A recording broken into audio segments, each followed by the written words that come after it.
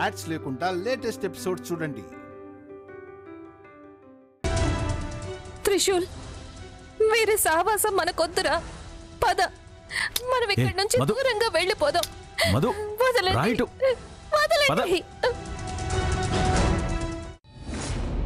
నన్ను వదలండి. ఏం చేస్తున్నావు నువ్వు? నీకేమైనా పిచ్చి పట్టిందా? పిచ్చి పట్టింది నాకు కాదండి, మీకు. త్రిశూల్ భవిష్యత్తును పాడు చేస్తున్నది నువ్వు. వాడి జీవితం బాగుండటం నీకు ఇష్టం లేదా? త్రిశూల్ భవిష్యత్తుని పాడు చేసేది నేను కాదండి, మీరందరూ. నువ్వే చెప్పేదాని కదే నా కొడుకు జీవితం బాగుండాలి అని. కానీ అందరూ వాడిని పనోడు పనోడు అంటున్నారు అని. ఇప్పుడు వాడు పనోడు స్థానం నుండి యజమాని స్థానానికి వెళ్తున్నాడు. దాన్ని ఆపుతున్నావే నువ్వు. త్రిశూల్ని దత్తతకిచ్చి మనం దూరం చేసుకోవాలా వాణ్ణి? నా సొంత కొడుకుని నేను పోగొట్టుకోవాలా? అలాగైతే నువ్వు ఆశపడ్డట్టు వాడు ఉండకూడదా? వాడి జీవితం అంతా పనోడ్లాగే ఉండాలా? యజమాని స్థానానికి ఆశపడి నా బంగారాన్ని నేను దూరం చేసుకోవాలా? త్రిశూల్ యజమాని అవుతాడు అంటే అది నాకు సంతోషమే. కానీ ఆ సంతోషంలో మనం ఉండాలి కదా. వాడిని దత్తతిచ్చేసి మనమేం చేస్తామండి? చూడు మధు, త్రిశూల్ 24 గంటలు ఇంట్లోనే ఉంటాడు కదా. ఎప్పుడైనా వాడిని పోగొట్టుకున్నావు అనిపించిందా? ఇకపై కూడా అంతే. త్రిశూల్ ఇంట్లో ఉన్నా కూడా మన కంటి ముందే ఉంటాడు, మన కొడుకులాగే ఉంటాడు. అదలా ఉండదండి. నీ కాళ్ళు పట్టుకుంటాను మధు. నేను నా కొడుక్కి ఏమీ చేయలేదు. పుట్టినప్పటి నుండి పేదరికంలోనే పెరిగాడు. ఇకపై అయినా సంతోషంగా ఉండనివ్వు మధు. నా వల్ల త్రిశూల్కి చేసేది ఇది మాత్రమే. దానికి కూడా నువ్వు పాడు చేయాలని చూడు. ఒకవేళ నా ప్రాణం పోయినా నా కొడుకు మంచి స్థాయిలో ఉన్నాడన్న ప్రశాంతత ఉంటుంది నాకు. నా మాట విను.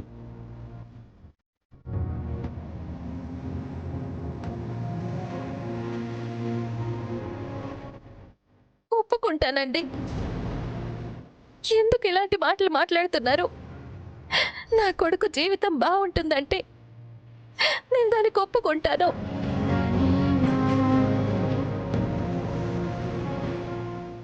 మధు రా.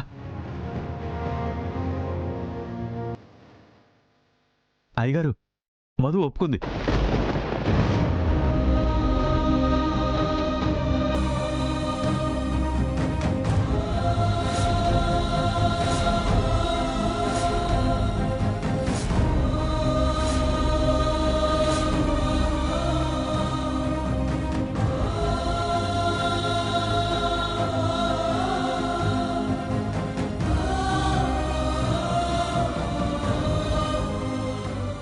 మేమిద్దరం ఒప్పుకున్నాం. తల్లి ప్రేమ కదండి, అందుకని అలా చేసిందంతే. మేమిద్దరం ఒప్పుకున్నాం. నందిష, చివరికి నా మాట నెరవేర్చావు. చాలా థ్యాంక్స్.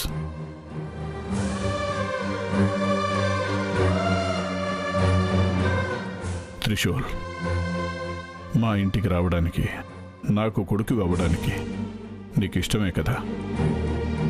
వాడినేం అడుగుతారు అయ్యగారు, వాడికి ఇష్టమే కదరా త్రిశూల్.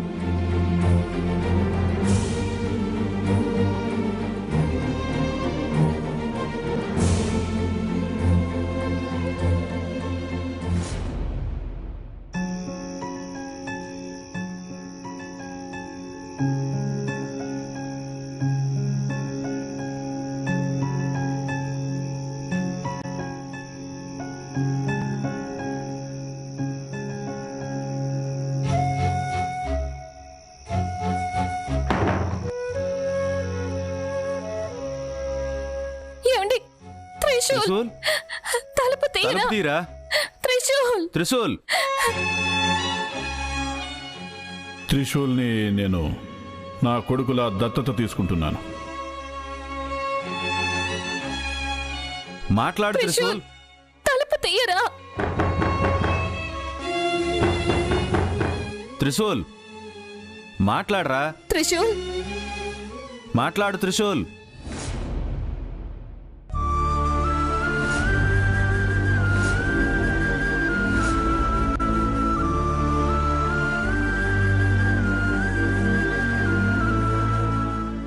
మాట్లాడడానికి ఏం మిగిలింది నాన్న? చెప్పు నాన్న, మాట్లాడు నాన్న. మాట్లాడడానికి ఏం మిగిలింది చెప్పు. ఎందుకు నాన్న, నేను మీకు భారం అయిపోయానా? నువ్వైనా మాట్లాడమ్మా. నేనేమన్నా భారం అయిపోయానా నీకు? నాకిప్పుడు కూడా దత్తత ఇష్టం లేదురా. కానీ మీ నాన్న మధు, త్రిశూల్, అర్థం చేసుకో. అయ్యగారు అడిగినప్పుడు నేను కాదు అని ఎలా అంటాను? అలాగని నన్నే దూరం చేసుకోవడానికి ఒప్పుకుంటావు నాన్న? నన్ను త్యాగం చేస్తావా? నేను నీకు భారం అయిపోయాననే కదా? నువ్వు ఎంత ముఖ్యమో అయ్యగారు కూడా అంతే ముఖ్యమరా. వాళ్ళు మనకి దేవుళ్ళు లాంటి వాళ్ళు. అవును నాన్న, ఆయన దేవుడే.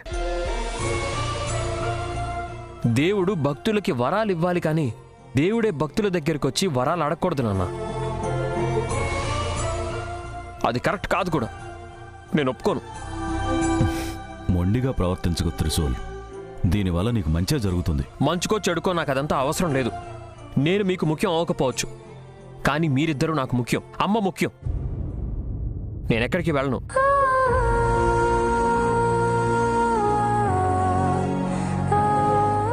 త్రిశూల్, నువ్వు ఒప్పుకొని తీరాలి.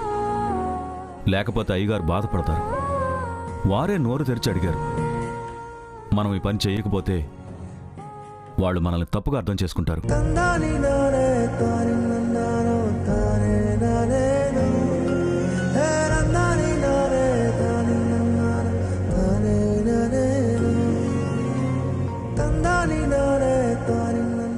అయ్యగారు ఏం చెప్పినా చేస్తావు కదా నువ్వు.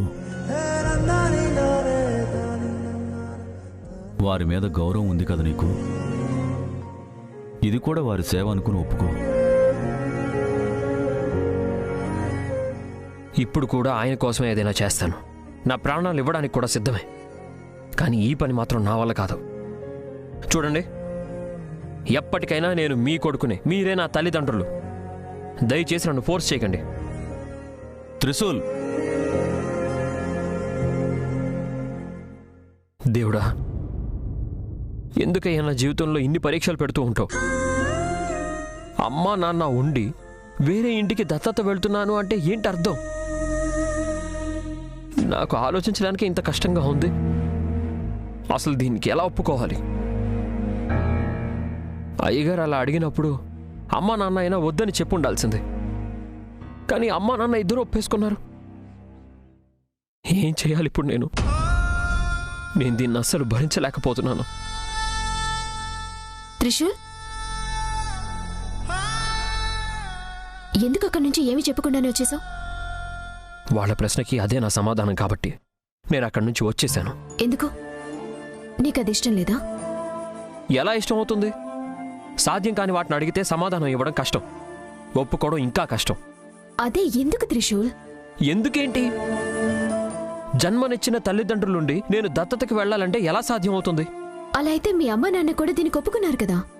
వాళ్ళు ఒప్పుకున్నది అయ్యగారి మీద ఉన్న ప్రేమతో, గౌరవంతో. అలా అయితే నీకా ప్రేమ గౌరవం లేదా? ఉంది. ఉన్నంత మాత్రాన్ని ఇది మాత్రం చేయలేను. అదే ఎందుకు అని అడుగుతున్నాను కదా. నా వరకు ఆ ఇల్లు ఒక దేవస్థానం, అయ్యగారు ఒక దేవుడు. నేను భక్తుడిలాగా ఆయనకి సేవలు చేసుకోవాలనుకుంటానే కానీ ఆ దేవుడి పక్కన నుంచుని పూజలు అందుకోవాలని మాత్రం ఎప్పటికీ అనుకోను. త్రిశూల్, అలాగని నువ్వనుకుంటున్నావు అంతే. కానీ అంకుల్ నిన్ను ఎంత ఇష్టపడతారో తెలుసు కదా. ఆ ప్రేమ అయ్యగారికి మాత్రమే ఉంటుంది. వేరే ఎవరికి కనీసం మనిషిగా కూడా కనిపించను. నేను ఎవరో బయట వాడినన్న భావనే ఉంటుంది. కానీ ఇప్పుడు అంకుల్ చెప్పిన దానికి ఒప్పుకుంటే నువ్వు ఆ ఇంటి వాడివవుతావు. అప్పుడు ఆ ఇంట్లో వాళ్ళందరూ నిన్ను ఖచ్చితంగా ప్రేమిస్తారు. లేదు శివాని, నేను దీనికి ఒప్పుకోను. ఇంతేనా నీకు మీ బాబుగారి మీదున్న ప్రేమ? వారెప్పుడూ నీ దగ్గర ఏమీ అడగలేదు. కానీ ఈరోజు మొదటిసారి నేను వారిది అడుగుతున్నారు కదా. దానికి నువ్వు కాదు అనటం కరెక్టేనా? అది కాదు శివాని. నీ బాధ ఏంటో నాకు అర్థమైంది త్రిశూల్. కానీ నీకంటే ఎక్కువ బాధపడేది మీ అమ్మా నాన్న కదా. వాళ్ళని దీనికి ఎందుకు ఒప్పుకున్నారో చెప్పు. నీ జీవితం బాగుండాలనే కదా మీ అమ్మా నాన్న నీ మీద ఎన్నో ఆశలు పెట్టుకునున్నారు. మీ నాన్న అయితే నా కొడుకు అలా, నా కొడుకు ఇలా అని ఎప్పుడు పొగుడుతూనే ఉంటారు కదా. అలాంటి ఆయన కొడుకువై వారి మాటకి కాదు అంటే వారు బాధపడరా?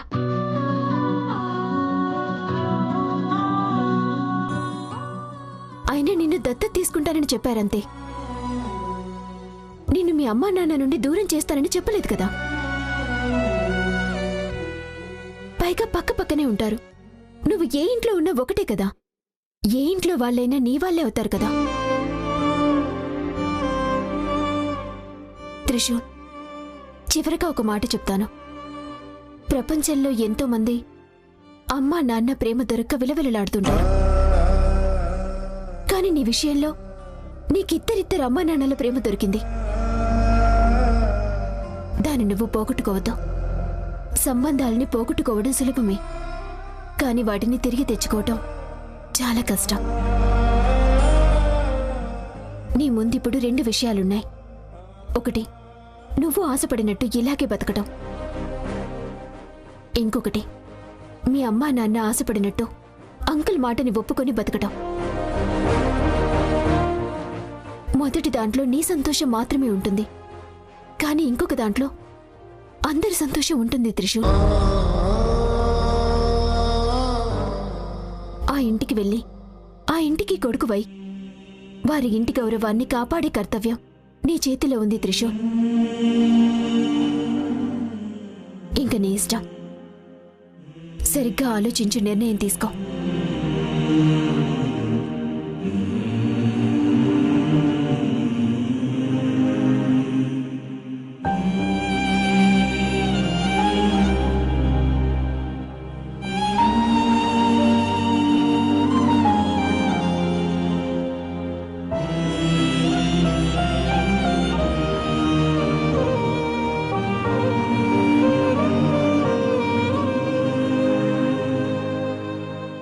మీకిదంతా అవసరం అండి? ఇష్టం వచ్చినట్టు నిర్ణయాలు తీసుకోవడం, ఇప్పుడేమో తల దించుకొని నిలబడ్డాం. విజయ్, త్రిశూల్కి ఇది ఇష్టం లేదో అనిపిస్తుంది. ఇక దీన్ని వదిలేయడం మంచిదిరా. డాడ్, ఎందుకు ఏం మాట్లాడట్లేదు? ప్లీజ్ డాడ్, మీరు అప్సెట్ అవ్వకండి. త్రిశూల్ వెళ్తే ఏమైంది? మీ కొడుకుని నేనున్నాను కదా. మిమ్మల్ని సంతోషంగా చూసుకుంటాను. ఏ ఇబ్బందులు రానివ్వను. నువ్వు ఏమైనా చేయొచ్చు త్రివిక్రమ్, కానీ త్రిశూల్ నాకు కావాలి. వాడే నా నిజమైన కొడుకు.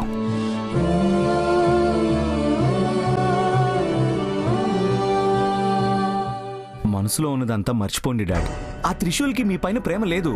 ప్రేమ ఉండుంటే మీ మాటను ఒప్పుకునేవాడు కదా. అందుకనే చెప్తున్నాను, ఎవరినంటే వాళ్ళని నమ్మకూడదని.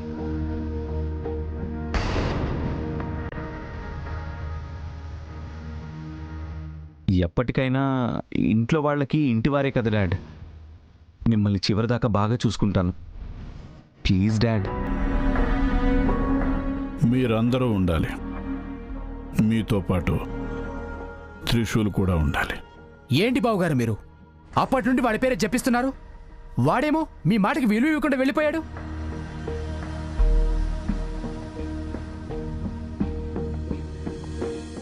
నేను మొత్తుకున్నాను, పనోళ్ళని పనోళ్ళలాగే చూడండి అని. బయట పెట్టాల్సిన చెప్పుల్ని తల మీద పెట్టుకున్నారు. చెప్పండి బావుగారు. గోవింద్, గోవిందుని ఎందుకు తిడతారు? వాడు చెప్పే దాంట్లో తప్పే ఉంది. త్రిశూల్ మీ మాటకి విలువ ఇవ్వకుండా వెళ్ళిపోయాడు. అలాంటి వాడిని మేం పొగడాలా?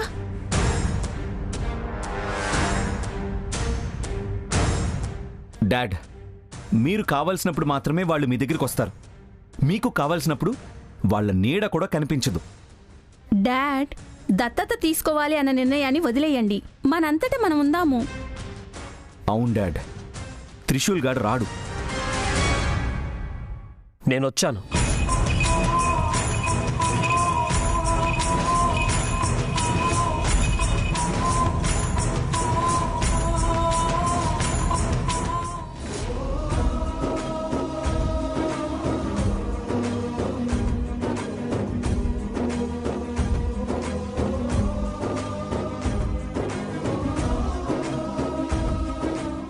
త్రిశూల్, అయ్యగారు, నన్ను దయచేసి క్షమించండి. అప్పుడు నాకు ఏమీ తోచలేదు, అందుకే మౌనంగా వెళ్ళిపోయాను.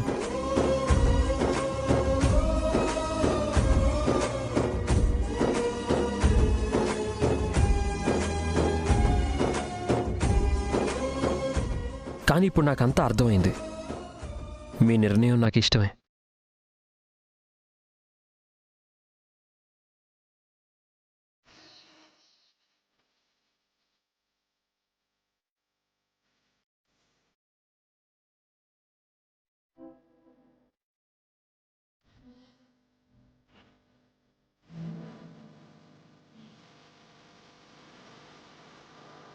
అయ్యగారు మీరు దేనికైతే ఆశపడ్డారో దానికి నేను ఒప్పుకుంటున్నాను. ఇన్ని రోజులు నాన్న కూడా అదే చేశారు కదా, నేను కూడా అదే చేస్తాను. నేను మీ కొడుకులాగా ఉంటాను.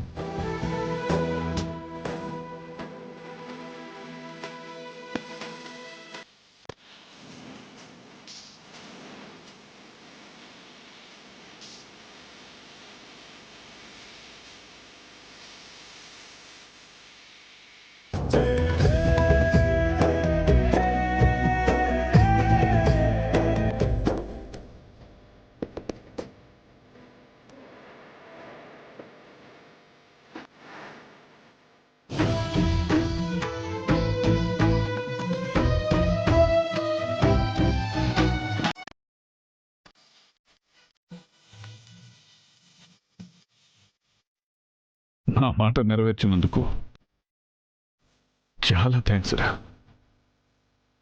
అయ్యగారు మీ మాటకి నేను ఒప్పుకుంటున్నాను కదా, కానీ నాదొక చిన్న కోరిక. ఒకటేంట్రా, 100 అడుగురా. మా అమ్మ నాన్న కూడా నాతోనే ఉండాలి. నేను మీ ఇద్దరికీ కొడుకునే అయి ఉండాలి. అంతేనా? నువ్వు నా ఇంటి కొడుకు అవడానికి ఒప్పుకున్నావు కదా, నాకు అది చాలరా. రా, రేపు ఉదయాన్నే దత్తత కార్యక్రమం పూర్తవ్వాలి. పూజారి గారిని పిలిపించు, అన్ని ఏర్పాట్లు చేయి.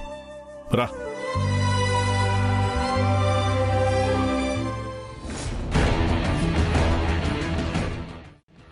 ఎలాగోలా ఇంటికొచ్చేశాడు కదా, నా దగ్గరికి ఎవ్వరూ రాకూడదు, వాళ్ళ నీడ కూడా నా ఇంటి మీద పడకూడదనుకున్నాను. ఇప్పుడు పర్మనెంట్గా ఇంట్లోనే ఉండిపోతున్నాడు. అది నా లెవెల్కి. నేను ఊరికే ఉండకూడదు, నేనింకా ఊరుకోకూడదు. త్రివిక్రమ్,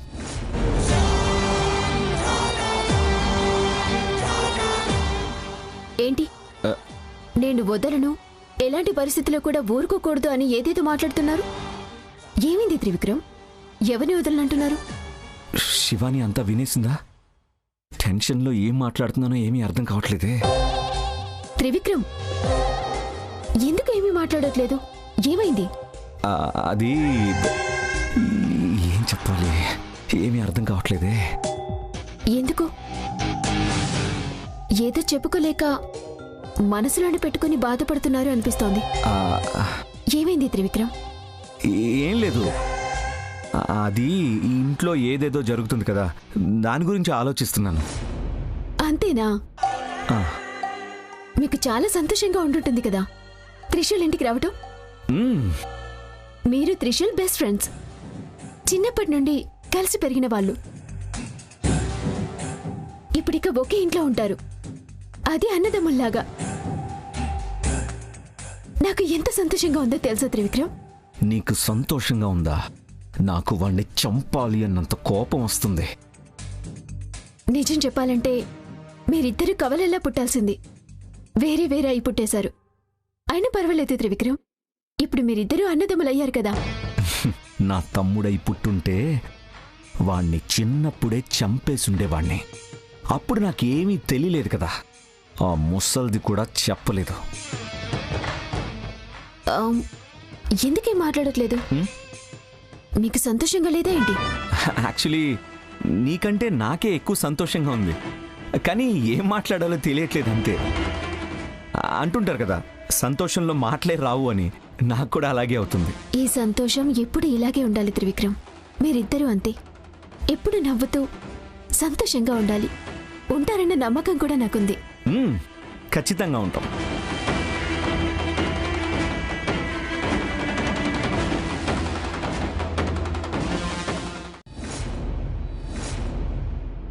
ఓం గణానాం త్వా గణపతిం హవామహే కవిం కవీనామోస్రవస్తమం. మామ్, ఏంటి ఇదంతా?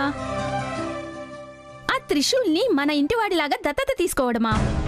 నాకెందుకు ఇదంతా నచ్చడం లేదు. నువ్వైనా డాడీకి చెప్పొచ్చు కదా. నా మాట ఎక్కడ వింటాడమ్మా? బావగారు నీ మాట వినడు, వేరే వారి మాట వినడు. చివరికి ఇంటిని మొత్తం నాశనం చేసేస్తాడు. గోవింద్, చూడు, కొంచెం నాలుకని అదుపులో పెట్టుకుని మాట్లాడు.